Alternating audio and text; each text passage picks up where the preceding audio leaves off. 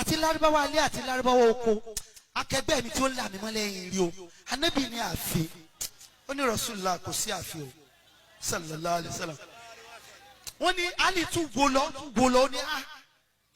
gbogbo ilẹ̀ lárúbáwá yìí ọkùnrin wo ni ó ń dà mí mọ́ lẹ́yìn rí Ànábì ní àfi ó ní Rasulullah sallallahu alayhi wa sallam ó ní kò sí àfi Ànábì ni mo fẹ́ rán iṣẹ́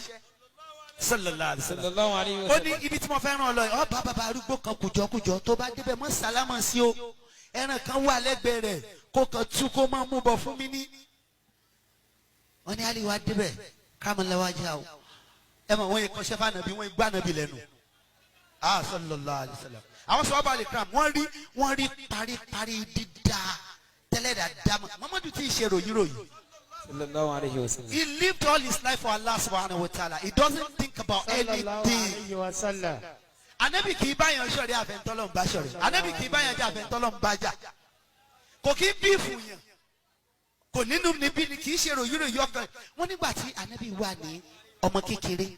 Ara àwọn nǹkan politics tí Abubakar radiyallahu anhu rí nù o. Tó jẹ́ pé ńgbà tó kọ́ travel dé. Ṣé àwọn kọ́ gbogbo àsàlátù tá à ń ṣe lónìí? Ṣé àwọn kọ́ Abubakar ó gba commission lórí wa? Tí ó dẹ̀ dédé tiwa kù ó ti ṣíwájú iṣẹ́ olóore ni o nítorí ìfẹ́ Muhammadu ni o. Sallallahu alayhi wa sallam. Abubakar radiyallahu anhu ó ti ní nígbà tí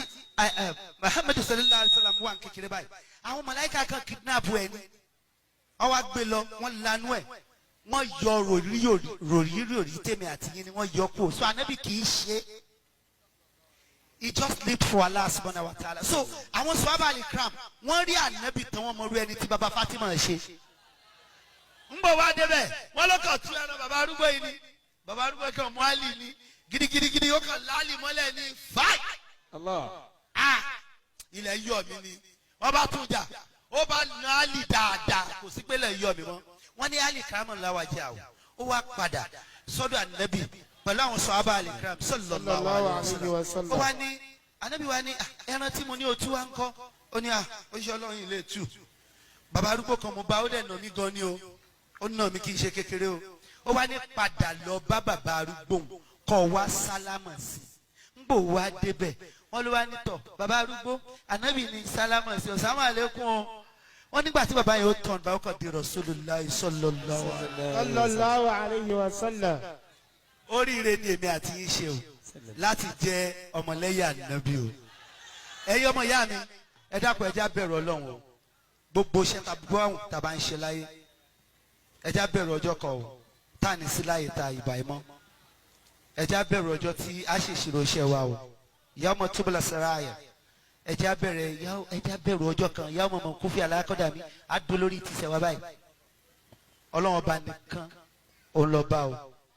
subhana rabbika rabbil izzati amma yasifun wassalamu alhamdulillahi rabbil alamin. Alhamdulillahi rabbil alamin wa sallallahu wa sallama ala rasulillah sallallahu alayhi wa ala alihi wa sahbihi wa sallama tasliman kaseera. Adúpẹ́ ní ọ̀dọ̀ Ọlọ́run bala anu ọba tí ọlá ẹ̀ka jùlọ kó má ṣì wá lọ́nà. Ìbéèrè ni fún brọ́dà tí agbọ́rọ̀ wọn yìí brọ́dà tí kálukú mọ̀ sí Ibrahim Chatta tí wọ́n jẹ́ gbajúgbajà nínú àwọn eléré orí ìtàgé. Ọ̀pọ̀lọpọ̀ ẹni tó bá jẹ́ mùsùlùmí fídíò tá a wò yìí ọ̀rọ̀ tá a gbọ́ yìí ọ̀pọ̀lọpọ̀ máa kọ́ ha torí pé brọ́dà tí wọ́n sẹ́ndì ẹ̀ sí mi àwọn náà ń kọ́ ha ni wọ́n fi ní kí n gbọ́ tí ẹni yìí kí á tàmálẹ̀ sí i ká béèrè irú tírà wo ni brọ́dà yìí kà àwọn òwú ẹnu ta ni brọ́dà yìí ti gbọ́ kálíbà jóyè wọn yìí pé àfa àtẹ gbọ́ orú ọ̀rọ̀ báyìí lẹ́nu ẹ̀ léyè sáfà ẹ̀ kú lẹ́yìn ẹ̀ ọmọ tí ń sè nítorí náà ké kò yé tó bá jẹ́ pẹ́yìn fúnra yín lè bá wá kà torí pé èmi ò láǹfààní àti lè máa wúrò fídíò àwọn brọ́dà wọ̀nyí ìyẹn brọ́dà Ibrahim Chatta yìí èmi ò tiẹ̀ kọ́kọ́ mọ̀ pé àwọn gan ni bí brọ́dà náà ṣe sẹ́ndì fídíò yẹn sí mi mo tún wá listen sí máa rí pé fọ́ọ̀sì ìjọ fọ́ọ̀sì brọ́dà yìí máa ní ṣé brọ́dà yìí ni Ibrahim Chatta wá ní bẹ́ẹ̀ ni ok bó ti jọjá sí pé torí pé lórí Facebook kódà lánàá èmi ń béèrè lọ́wọ́ ẹnìkan pé sáwọn oní tíátà sì ń ṣeré wọ́n máa ń ṣe part 1 part 2 bíi tìgbà kan torí mi náà ti ta kẹsẹ̀ tì rí mo ní ṣọ́ọ̀bù fún sámú ní o tí mo fi kẹsẹ̀ tì rẹ́ǹtì láwọn ìgbà olóńgbò dúdú olóńgbò jìgọlọ ẹran ìyá Òṣogbo àwọn latest one tó bá ti jáde ọ̀dọ̀ mi náà ti máa ń rí wìtìwìtì ọlọmọsá pẹ̀lú wa. àmọ́ mi mọ̀ pé èmi náà a lè báyé débi pé kí tiẹ̀ mọ̀ pé àwọn kan bẹ ti ń ṣe fíìmù tí mo máa ń béèrè pé wọ́n ní wọ́n sì ń ṣe part 1 part 2 ó sì wù àtúmọ̀ ọ̀jẹ́ kí ni tèmi bá ti bọ́ sórí Facebook àwọn tèmi máa sábà pàdé jálá bí sẹ́mà bóyá torí pé mi tẹ̀ máa sọ̀rọ̀ pẹ̀lẹ́ máa fi gbé wá bí kẹ́lẹ́ mi kò ní ta fẹ́ni tó bá ní kò sóògùn kò ní yẹ ẹni tó bá ní káwọn máa sóògùn kí ló dé. àwọn tèmi àmọ́ brọ́dà yìí àwọn tí wọ́n sálábà pàdé ẹ̀ ni wọ́n sẹ́ndì ẹ̀ sí mi. ìgbà tí mo béèrè gan wọ́n wá ní àníbi mólídì gan ni brọ́dà Ibrahim Chatta yìí ti ń sọ̀rọ̀ yìí ọ̀rọ̀ burúkú lọ̀rọ̀ yìí o gẹ́gẹ́ bí kálukú ṣe mọ brọ́dà yìí tó bá jẹ́ pé tíátà tí wọ́n ń ṣe ká eré orí ìtàgé ẹnìkan kan ò ní challenge wọn pé bo ni wọ́n ti gbọ́ ìtàn yìí tíra wo ni wọ́n ti kà tí wọ́n fi bọ́ọ̀rọ̀ yìí pàdé torí pé wọ́n rò pé ẹ̀ ń kábùkù bá Ànábì wa Muhammad sallallahu alayhi wa sallam níbi mọ́lídìí lẹ pé ọ̀rọ̀ burúkú bíi méjì mẹ́ta kan ló wà ń bẹ pé Ànábì sallallahu alayhi wa sallam rán Ali radiyallahu anhu pé kọ́lọ̀ lè yọ bàbá arúgbó kan kùjọ́kùjọ́ níbi kan ẹ̀rìn ewúrẹ́ rẹ̀ tó bá débẹ̀ kò gbọ́dọ̀ sálámà sí o ọmọ sálá tó yẹ pé ká sálámà síyàn nínú súnà lọ́wà káwá dáhùn sálámà wájibù ní túláàsì ní tábà ti lè sálámà sí ọ dáhùn Ànábì sallallahu alaihi wasallam ló máa fọwọ́ ara rẹ̀ pa súnà rẹ̀ rẹ̀ pé tó bá ti bàbá arúgbó kùjọ́kùjọ́ wọn má sálámà sí o ẹran tí bẹ̀lẹ́gbẹ̀ rẹ̀ ní ọmọ túbọ̀ Ànábì sallallahu alaihi wasallam gbéṣẹ́ o lè rán sọ̀hábà tẹ̀mọ̀ ń tẹ̀ ń wí yìí bóyá kò yé yín bóyá ẹ̀ mọ̀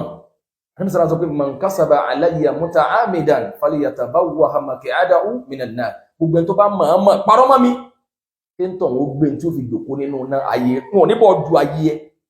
lèyàn fi gbọ́dọ̀ torí pé irọ́ tán èèyàn bá pa Ànábì sallallahu alaihi wasallam ó ní kí mọ̀ ju gbogbo oró ẹlòmíì lọ torí pé ọ̀pọ̀lọpọ̀ èèyàn ni wọ́n fẹ́ tẹ̀lé súnà òun náà ni wọ́n nífẹ̀ẹ́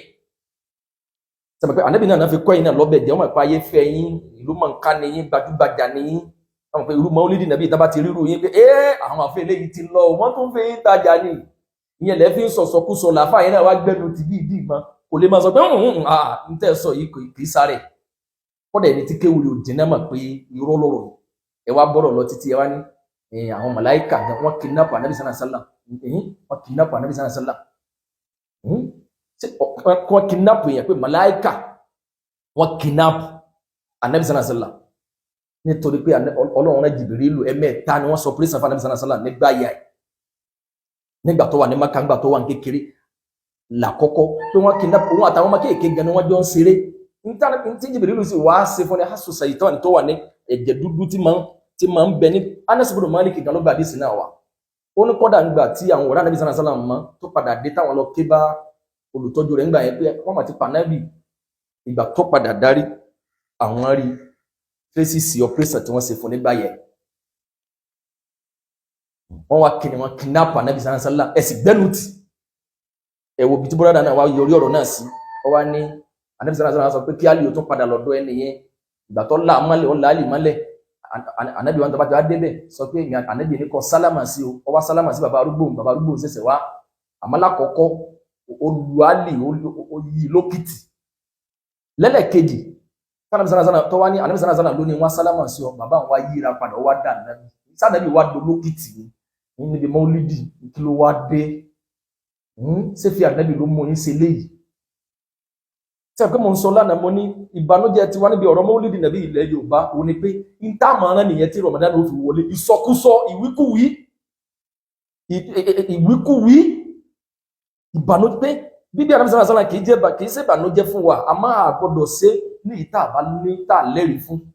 àmọ́ ẹ̀yin kírètì afẹ́ ní òun yẹn láti máa sọ̀rọ̀ ìsọkúsọ wá ni eléyìí lọ́pọ̀lọpọ̀ ọmọ ara